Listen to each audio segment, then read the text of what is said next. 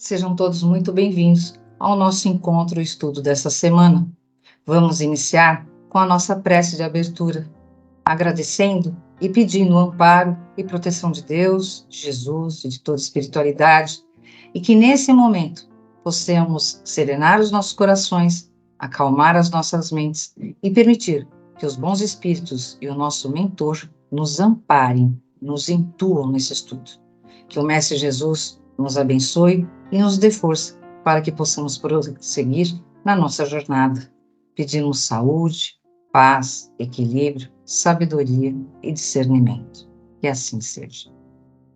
O tema para o nosso estudo e reflexão dessa semana é: por que sofremos? Nós vamos conversar sobre a dor e o sofrimento na visão espírita. Atualmente, com tantas calamidades sociais e com tantos problemas pessoais, é muito comum escutarmos de amigos, parentes ou de nós mesmos o porquê sofremos tanto. Primeiramente, seria bom esclarecer algumas diretrizes para as nossas reflexões. O verbo sofrer indica sentir, padecer, ter sintomas.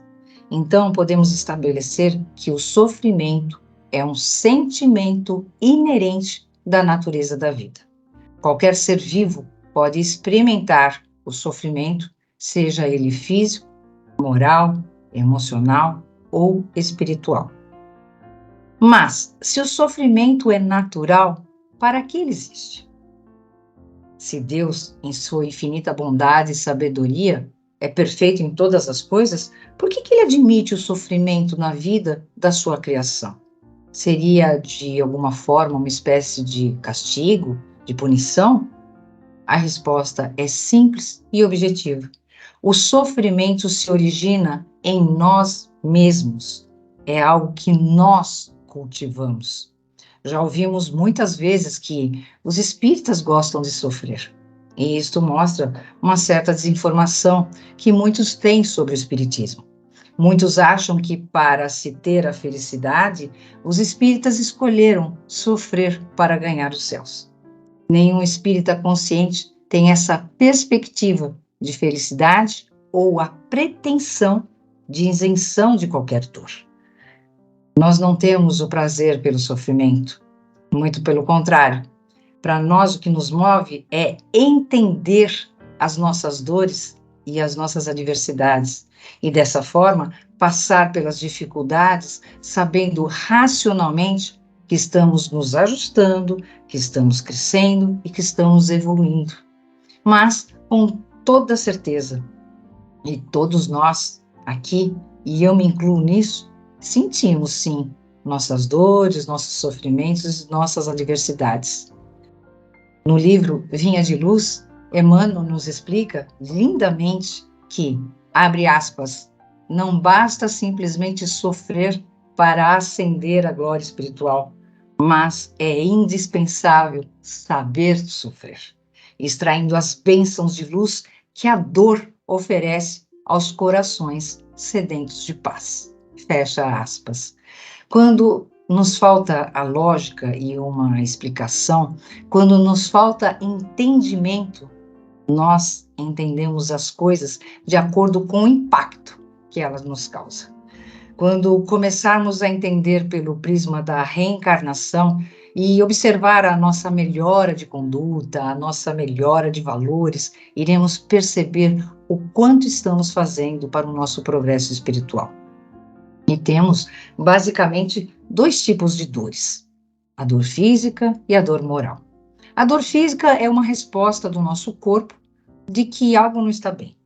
E as dores físicas são sanadas com medicamentos, mudanças de hábitos, às vezes cirurgias, tratamentos específicos, e a dor tende a passar. Já a dor moral é aquela que a própria pessoa adquire pelo quê? Pelo seu equívoco de conduta. É a famosa dor de consciência. Quando não bem administrada, essa dor na consciência causa o sentimento de culpa, que levam as pessoas ao desânimo e ao sofrimento.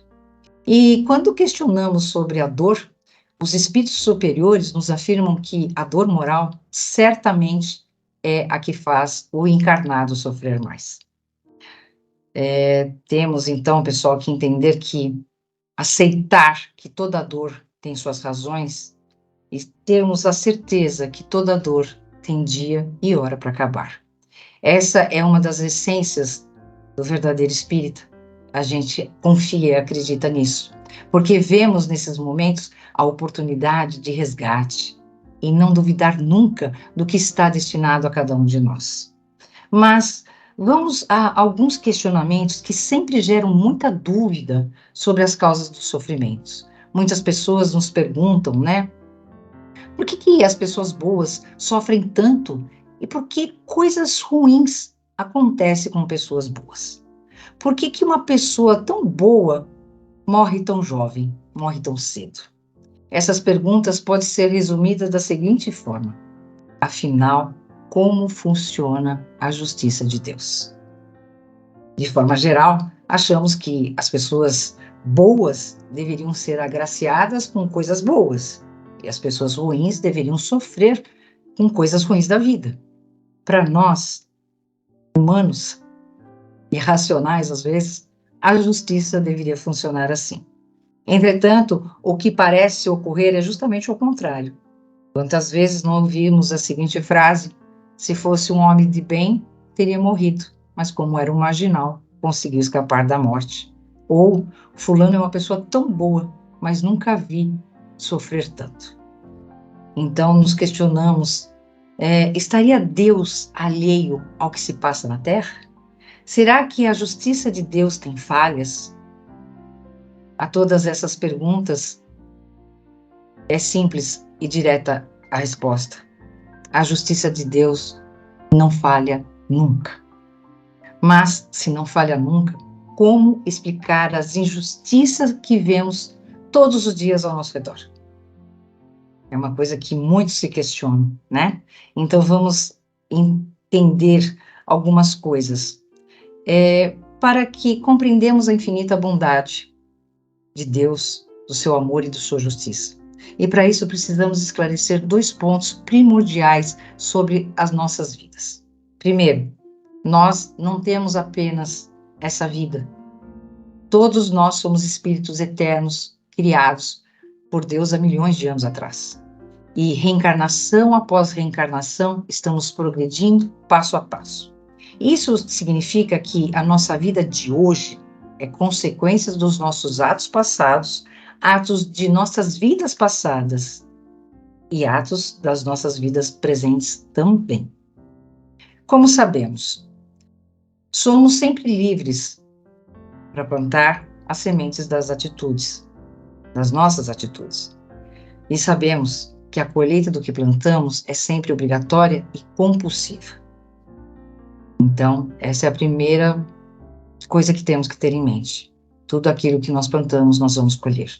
Óbvio. A segunda coisa é, ninguém gosta de sofrer. E achamos que o sofrimento é uma coisa ruim. E realmente não é tão bom sofrer. Mas como na vida tudo tem os 2 lados, veremos mais ali adiante que não é bem assim. Os espíritos nos esclarecem que o sofrimento é uma maneira de crescermos e evoluirmos, já que através dele, o sofrimento, nos tornamos pessoas mais equilibradas e mais conscientes do valor da vida. Todos nós gostamos de progredir, de crescer e de melhorar, e é essa a determinação do espírito também. Então, quando cometemos erros em uma vida passada e ao chegarmos no plano espiritual, muitas vezes nos damos conta de tamanhas besteiras e erros que cometemos e nos arrependemos muito. Então, voltamos a reencarnar e pedimos que o sofrimento e a dor nos visite novamente. E isso, pessoal, nos torna o quê? Nos torna mais humildes, ao passo que somos compelidos automaticamente a passar pelos sofrimentos que no passado fizemos os outros passarem. Assim, se nós enfrentarmos a dor, o sofrimento, as traições, as calúnias e as dificuldades da vida sem revoltas e sempre com confiança em Deus, estamos dando o nosso testemunho a Deus de que confiamos na sua justiça. E Para conhecer a causa do sofrimento originado nesta reencarnação, porque muitas vezes a gente pergunta, nossa, o que que eu fiz, né? Quantas vezes a gente pergunta? A gente só tem que consultar a própria consciência. Aquela conversinha, né? Eu comigo mesma, sabe como é que é?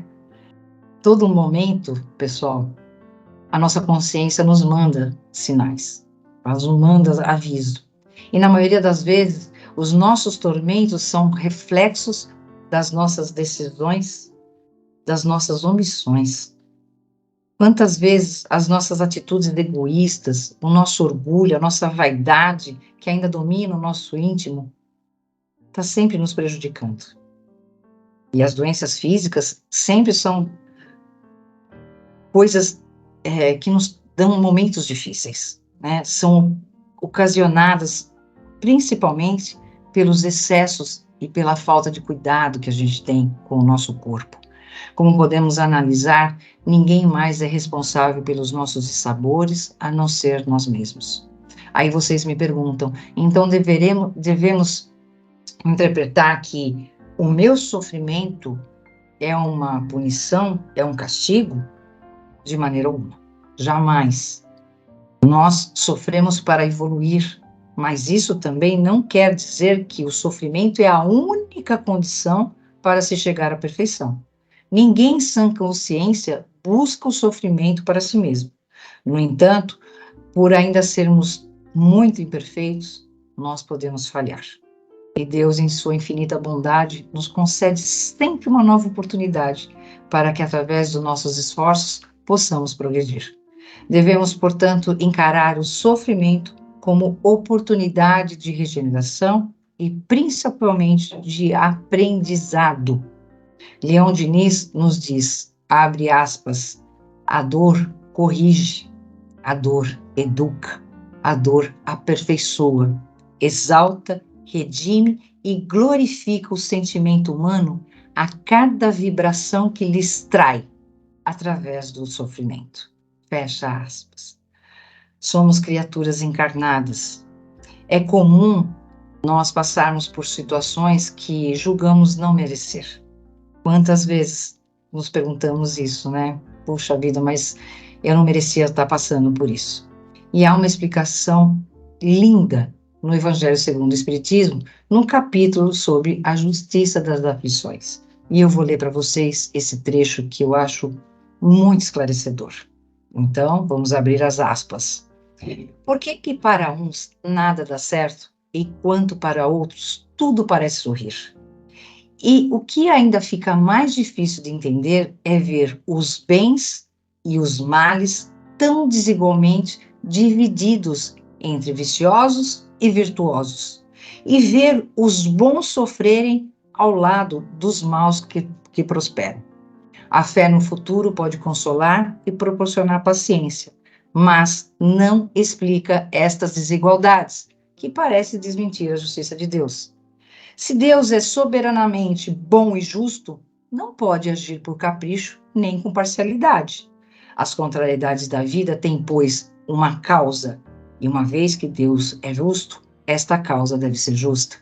Eis do que cada um deve se convencer. Deus, pelos ensinamentos de Jesus, colocou os homens no caminho da compreensão dessa causa. E hoje, Deus considera-os suficientemente maduros para compreendê-los. A cada contrariedade ou sofrimento da vida, deve dizer de si para si mesmo que, se estivesse num mundo mais avançado, isso não aconteceria, e que depende dele não retornar a este mundo de provas e expiações, trabalhando pela sua melhoria. Fecha aspas, Allan Kardec, 1864. Em verdade, ninguém tem o destino do sofrimento. Somos criados simples e ignorantes para que possamos evoluir através dos nossos próprios esforços. A dificuldade é um reflexo da nossa conduta moral, do nosso caráter e, sobretudo, das nossas ações praticadas. É a aplicação da lei da causa e efeito. E o que podemos falar, pessoal, sobre esses sofrimentos que geram depressão ou tristezas diárias? Aí nós chegamos no auge de uma discussão quando falamos em depressão e anseios diários da vida humana. Como disse anteriormente, o sofrimento é basicamente oriundo das expectativas frustradas dos seres humanos. E quando lidamos com um não na vida, ficamos tristes, frustrados e aprendemos apenas a olhar o lado negativo da situação. Estaremos então plantando naquele solo fértil das ideias obscuras que nos levam às sombras e às fronteiras da depressão. É um caminho muito perigoso a se seguir, o caminho da negatividade, pois uma pessoa negativa tende a se tornar cega para as bênçãos que tem e apenas enxerga o que de ruim acontece. Muitas das vezes é aquela pessoa que torna até o ambiente mais pesado e triste, porque ela irradia sua infelicidade. E nós podemos estudar, entender e compreender os motivos da infelicidade na Terra através de O Livro dos Espíritos. O Livro dos Espíritos é uma fonte inesgotável de sabedoria que facilita o entendimento do ser humano. A Terra, pessoal, é uma escola onde o espírito reencarna quantas vezes for necessário para espiar os seus equívocos do passado e ser provado com vistas ao futuro. É aqui que ele vive as situações de aprendizado, de felicidade, infelicidade, dores e sofrimentos relativo ao seu estágio evolutivo. Nessa obra, Allan Kardec e os espíritos superiores aprofundam o estudo das causas da infelicidade do homem nesse planeta, especialmente na quarta parte, Esperanças e Consolações, capítulo 1, Penas e Gozos Terrenos, como também apresentam as ações que podem amenizar os males e torná-lo tão feliz quanto é possível na Terra. Este capítulo é composto de 38 questões, da 920 a 957, e ainda tem 8 subitens e 11 valiosos comentários de Kardec, com o objetivo de facilitar o nosso entendimento. Resumidamente, as questões 920 a 922 introduz o tema, informando que o indivíduo é o causador primário de sua própria infelicidade. Das questões 923 a 929, estuda as principais causas da infelicidade. Nas questões 930 a 932, estuda a infelicidade causada por atitudes equivocadas, impedindo a conquista da paz de consciência. Na questão 933, resumo das causas morais da infelicidade humana, vícios morais, a tortura da alma, com suas paixões, o homem cria para si mesmo verdadeiros suplícios e a terra se torna um verdadeiro inferno.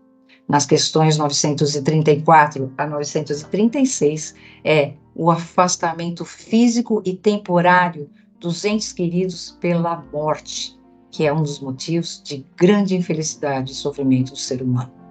Nas questões 937 a 938, fala sobre os que sofrem com as decepções, com as ingratidões e afeições destruídas causadas por terceiros.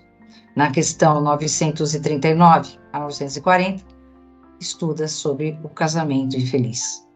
Questões 941 e 942, estuda-se o medo da morte, que é causada por desconhecimento da vida futura, pela fé cega, crença na destinação eterna e imutável do espírito, e também sobre o apego às coisas materiais. Nas questões 943 a 957, se estuda sobre sentimento de desgosto pela vida sem motivos que o justifique. Nesta parte, Kardec faz um estudo aprofundado dos motivos do desgosto nos seres humanos, analisando pelo menos 9 causas que podem induzir o indivíduo ao suicídio e à falsa ilusão de escapar do sofrimento fugindo da vida. A doutrina espírita tem como o único e exclusivo objetivo a melhora moral da humanidade, analisando os motivos da infelicidade e dos nossos sofrimentos, em alguns momentos, nossa experiência diária, identificaremos aquilo que ainda nos infelicita e que nos causa desgosto e sofrimento. Se conseguirmos abstrair das lições dos sábios da espiritualidade a receita prática, poderemos encontrar a felicidade possível a cada um de nós, de acordo com o nosso esforço, com a nossa força de vontade e com a nossa transformação diária. Todos os dias temos a oportunidade de transformar, de mudar e de melhorar. Vivemos para aprender e é aprendendo que se vive. E que a paz de Jesus envolva todos nós. Que assim seja, graças a Deus. Agradecemos a todos que participaram desse evangelho, encarnados e desencarnados, aos nossos benfeitores espirituais que nos assistiram e nos guiaram para um bom entendimento. Que eles nos ajudem a pôr em prática os ensinamentos aqui aprendidos e assim nos sentirmos a cada dia mais fortalecidos na nossa transformação diária, que possamos receber tudo aquilo que aqui viemos buscar, de acordo com o nosso merecimento, com a força de vontade e com a fé de cada um de nós. Elevemos os nossos pensamentos a Deus, a Jesus e a toda espiritualidade, e com muita paz vamos iniciar o momento do passe. E vamos, neste instante, elevar o nosso pensamento até o Divino Mestre Jesus, rogando a Ele que possamos ser envolvidos numa luz de amor e paz, que essa luz possa trazer o equilíbrio no nosso corpo físico, em todos os nossos chakras e centros de força. Que essa luz entre pelos nossos lares, limpando, queimando, transmutando e retirando toda e qualquer negatividade que possa haver. Que a luz de Deus e de Jesus tome conta de todo o planeta Terra. Que a luz de Deus e de Jesus envolva os nossos vizinhos, a todo o nosso quarteirão, a toda a nossa cidade. Que a luz de Deus e de Jesus esteja com todos os nossos governantes, para que eles façam o melhor pelo povo. Que a luz de Deus e de Jesus possa, neste instante, ir a todos os orfanatos, clínicas de dependentes químicos, clínicas de repouso. Que a luz de Deus e de Jesus chegue aos lares onde esteja havendo conflitos e desavenças. Que a luz de Deus e de Jesus se faça presente em todos os lares daqueles que neste instante se encontram em desespero. Que a luz de Deus e de Jesus entre por todos os quartos dos hospitais, auxiliando a todos que ali se encontrem, de acordo com a fé, o merecimento de cada um. Que a luz de Deus e de Jesus possa estar conosco durante a nossa noite de sono e que possamos receber das equipes de Dr. Bezerra de Menezes a cura física, mental e espiritual.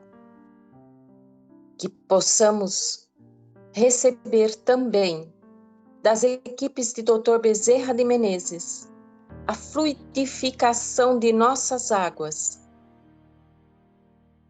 Rogamos também, ó Pai, por todos os nossos entes queridos, encarnados e desencarnados, que não estão presentes conosco neste instante, que eles recebam a luz de Deus e de Jesus. E por tudo quanto recebemos, só podemos agradecer. Pai nosso que estais no céu, santificado seja o vosso nome. Venha a nós o vosso reino. Que seja feita a vossa vontade aqui na terra como no céu. E o pão nosso de cada dia dai-nos hoje. Perdoa as nossas dívidas, como perdoamos nossos devedores. E não nos deixe cair em tentações, mas livra-nos de todo o mal. Ave Maria, cheia de graça, o Senhor é convosco. Bendita sois vós entre as mulheres. Bendito é o fruto do vosso ventre, Jesus. Santa Maria, Mãe, roga por nós hoje, amanhã e sempre. Que assim seja. Graças a Deus. Prece a Bezerra de Menezes. Nós te rogamos, Pai de infinita bondade e justiça, as bênçãos de Jesus Cristo, através do Espírito Bezerra de Menezes e sua legião de companheiros. Que eles nos assistam, Senhor, consolando os aflitos, curando os que se tornem merecedores, confortando aqueles que têm provas e expiações por passar, esclarecendo aos que desejam obter conhecimento espiritual e assistindo a todos os que apelem para o teu infinito amor. Jesus, divino portador da graça e da verdade, estende tuas mãos dadivosas em socorro daqueles que te reconhecem como dispenseiro fiel e prudente. Seja o nosso divino modelo, através de tuas legiões consoladoras, de teus santos espíritos, a fim de que a fé se eleve, a esperança aumente, a bondade se expanda e o amor triunfe sobre todas as coisas. Bezerra de Menezes, apóstolo do bem e da paz, amigo dos humildes e dos enfermos, movimenta as tuas falanges amigas em benefício daqueles que sofrem males físicos ou espirituais. Bons espíritos, dignos obreiros do Senhor, derramai as virtudes e as curas sobre a humanidade sofredora, a fim de que as criaturas se tornem amigas da paz e do discernimento, da harmonia e do perdão, semeando pelo mundo os divinos exemplos de Jesus Cristo. Que assim seja. Deus, nosso Pai, que tendes todo o poder e bondade, dai forças àquele que passa pela provação, luz àquele que procura a verdade, pondo no coração do homem a compaixão e a caridade. Deus, dai ao viajor a estrela guia, ao aflito a consolação, ao doente o repouso. Pai, dai ao culpado o arrependimento, ao espírito a verdade, à criança o guia, ao órfão um pai.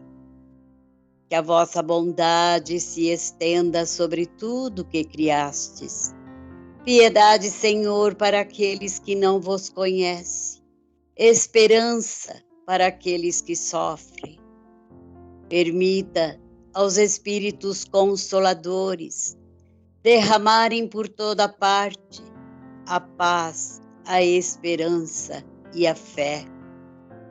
Um raio, uma centelha do vosso amor pode abrasar a terra. Deixai-nos beber na fonte desta bondade fecunda e infinita, e todas as lágrimas secarão, todas as dores se acalmarão, e um só coração, um só pensamento subirá até vós, como um grito de reconhecimento e de amor. Como Moisés sobre a montanha, nós vos esperamos com os braços abertos. Ó poder, ó bondade, ó beleza, ó perfeição. E queremos de alguma sorte alcançar a vossa misericórdia. Deus, dai-nos força para ajudar o progresso, a fim de subirmos até vós. Dai-nos a caridade pura, dai-nos a fé e a razão, dai-nos a simplicidade, que fará de nossas almas o espelho onde se deve refletir a vossa doce e sublime imagem. E assim seja.